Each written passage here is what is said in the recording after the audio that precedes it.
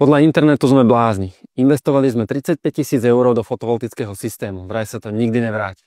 Uniká im ale jedna dôležitá vec. Počítajú s dnešnými cenami energií.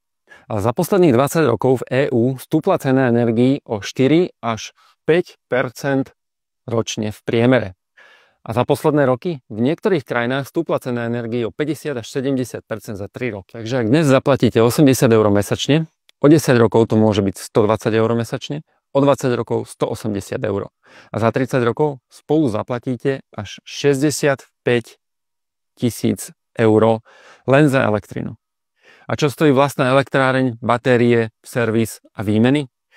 45 000 eur za 30 rokov. S každým rokom väčšia úspora a hlavne pokoj. Panely vydržia 30 rokov, stále s 80% výkonom. Batérie sa menia raz za 15 až 20 rokov. Servis pár stoviek za celé 10 ročie. A ešte niečo.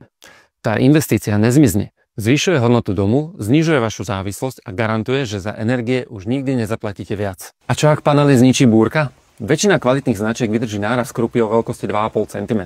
A aj keby sa im niečo stalo, bežné poistenie nehnuteľnosti zahrňuje aj fotovoltické panely. Mesačný náklad navyše? Pár eur. Takže kto tu vlastne prerába?